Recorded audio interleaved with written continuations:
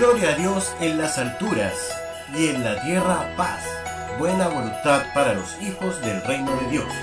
Aquí comienza Caminando por el Reino, especial de Navidad, con Rob Nava.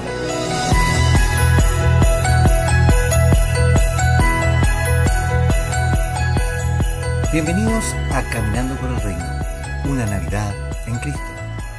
Esta semana estamos en una semana especial de Navidad y con un recuento de nuestra primera temporada, para la cual te invitamos a disfrutar.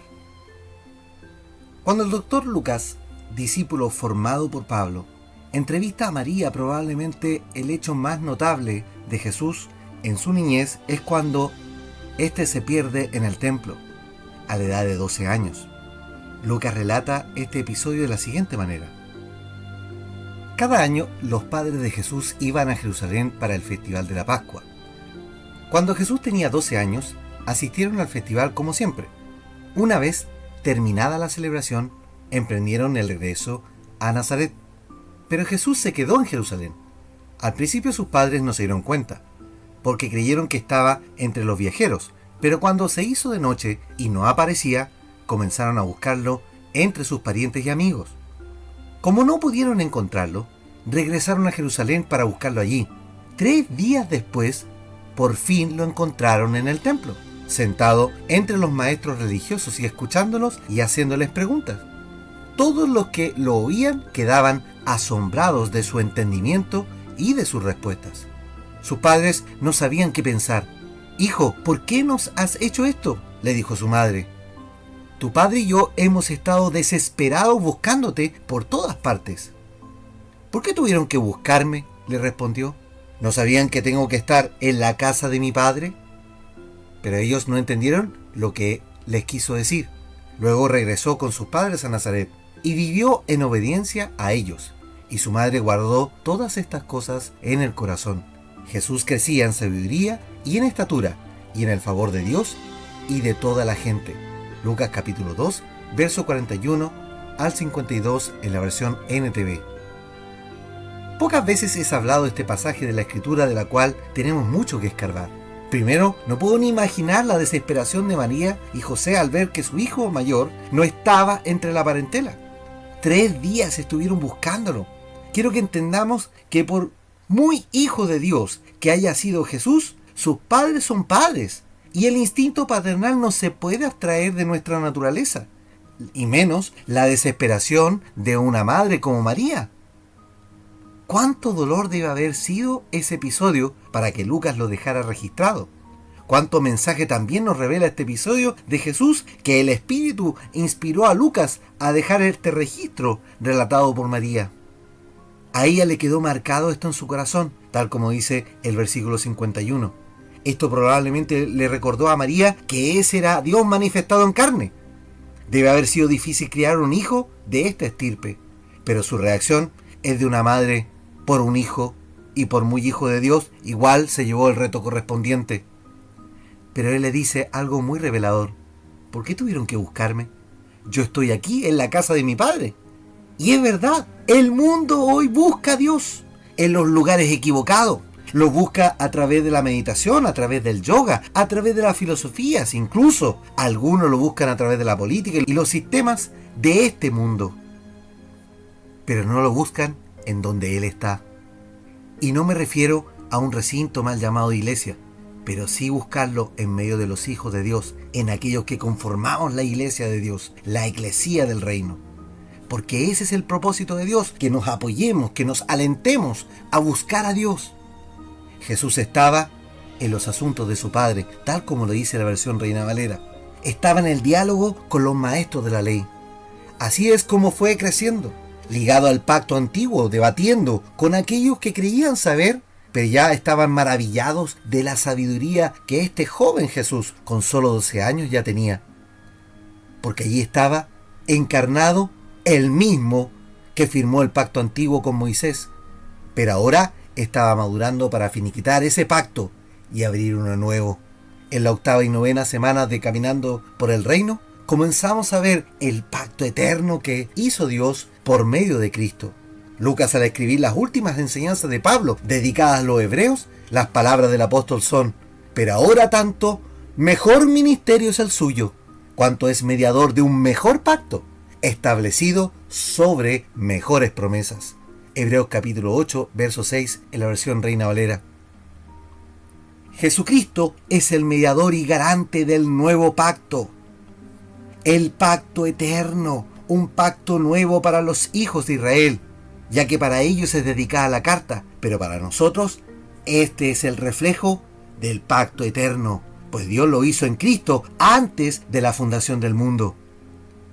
Según lo que nos dice Pablo en la carta a los Efesios, Jeremías lo profetizó acerca de esto en el año 580 a.C. aproximadamente, que Dios iba a hacer un mejor pacto con Israel. Un pacto que no solo los iba a abarcar a ellos, sino que a todos los hijos de Dios. Y haré con ellos pacto eterno. Pero no me volveré atrás de hacerles bien, y pondré mi temor en el corazón de ellos para que no se aparten de mí. Jeremías capítulo 32, verso 40 en la versión Reina Valera. Ya lo dijimos al principio de este recuento. Cristo vino a quitar todos los paradigmas y a hacer las cosas no al gusto de los hombres, sino en base al propósito de su venida. La venida de Jesucristo no solo fue para cumplir las profecías, sino para darnos acceso a la gloria de Dios. Ser nuestro sumo sacerdote, y no según el orden de los levitas y la ley, sino un sacerdote distinto, un sacerdocio nuevo, según el orden que Dios mismo estableció por medio de Melquisedec. Por esto que es el debate constante en los evangelios de Cristo con los defensores de la ley y la religión. Es un debate que iba a continuar en el tiempo. Pablo estuvo sus 32 años de ministerio debatiendo y peleando por la sana doctrina. Es el hombre el que con su mente cerrada no quiere entender que Dios no es un viejo retrógrado con barba sentado de ocioso en el cielo. No es un Dios castigador y tirano como algunos lo quieren pintar. Eso, mis amigos, es un invento de la religión para mantenerte culpable y rezar como autómata de la fe: por mi culpa, por mi culpa, por mi grandísima culpa. Jamás Dios ha querido que te sientas culpable. Por eso vino a firmar un pacto en el cual, como dice Jeremías, Él se olvidará de todos los pecados. Él quiere tener un contacto contigo directo, sin intermediarios, y menos con un hombre sucio de mente que vista sotana, o un lobo ladrón vestido de oveja desde un púlpito. La venida de Cristo a la tierra tiene que ver con la redención. El pacto es un contrato legal que Dios ha firmado por medio de Cristo y sellado con su sangre en la cruz. Y el Dios de paz que resucitó de los muertos a nuestro Señor Jesucristo, el gran pastor de las ovejas, por su sangre del pacto eterno. Hebreos capítulo 13, verso 20. Su sangre gloriosa selló el pacto. Por eso que no es necesario celebrar el rito de la Eucaristía, porque esto no es una transmutación. Ese es un rito sin base bíblica e impuesto por la religión. Los hijos del reino celebramos al Rey que vive para siempre, su victoria en la cruz, y que por sus heridas en esa cruz se llevó también nuestras enfermedades. A Él levantamos la copa de vino y comemos el pan contentos y en familia, sabiendo que en Él también nosotros somos más que vencedores, según lo que dice el apóstol Pablo en la carta a los Romanos en el capítulo 8. El pacto eterno fue lo que por muchos años no logró entender Pedro, y menos los apóstoles de la iglesia en Jerusalén. Por años tuvieron envidias ministeriales contra Pablo, y la hipocresía invadió a muchos de ellos, sin entender que Cristo vino a sacar toda la religión judía. Pero el hombre es tan porfiado y tan obtuso de mente, y que convirtió el evangelio también en religión. Preocupado de lo exterior, viviendo en hipocresía hasta el día de hoy, ¿de verdad podemos pensar que Dios vino a este mundo para que te pongas falda larga y uses un moño? ¿De verdad crees que Dios es tan inverosímil que Él impone este tipo de reglas absurdas? Si Él vino a cumplir la ley y a eliminar la ley como tutora nuestra, es decir, como una niñera, ¿por qué habría de poner otra niñera más para nosotros? Es decir, entregar un cúmulo de enseñanzas para que vistas de cierta forma, o hables de cierto modo, o te peines de cual forma. ¿Por qué un Cristo que irrumpe en el tiempo de los hombres de manera tan poco convencional y sacando todos los paradigmas habría de crear reglas que tampoco te aportan para ser salvo? ¿No crees que la religión es un invento humano y que Cristo jamás vino a instituir? ¿No lo sientes así? Nosotros, aquí en Caminando por el Reino, entendemos que el plan de Dios es muy simple, porque Él quiere tener una relación contigo. Cuando la transformación empiece desde tu interior, tú vas a sentir la gloria de Dios y todo lo demás pasará a segundo plano. El desafortunado problema de Pablo con los galos le obligó al apóstol a dejar por escrito el refuerzo de la sana doctrina. Y esos registros son los planos de arquitectura de la Eclesía dejados por Dios para que nosotros construyamos la asamblea del reino en estos días. El pacto eterno es la expresión visible del propósito eterno de Dios.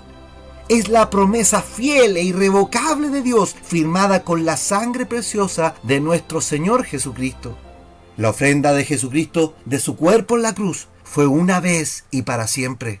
Con esa ofrenda Él se convirtió en el mediador de un pacto eterno con Dios y de cual tú y yo hoy somos herederos en Cristo.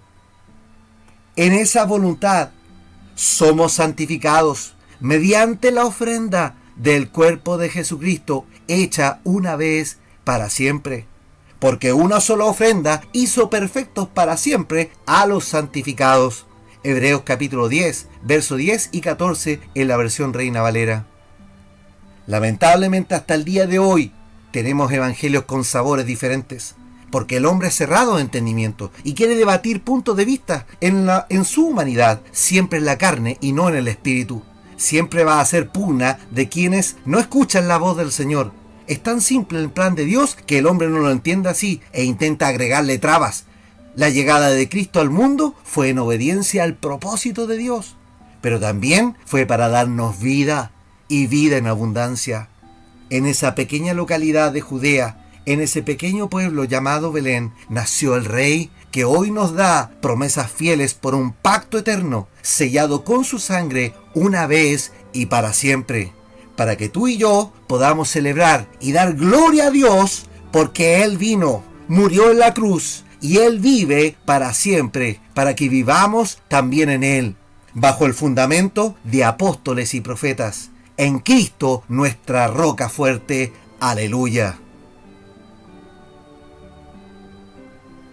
Amados, los invito para mañana, para el último episodio de este especial de Navidad de Caminando por el Reino, y a disfrutar de estar en el reino del Señor.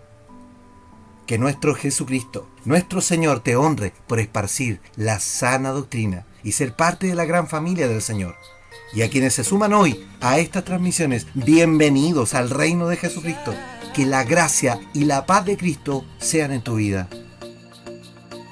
Amor profundo, inmenso amor, de gozo llena el corazón, que el Dios eterno en su bondad tomará forma corporal.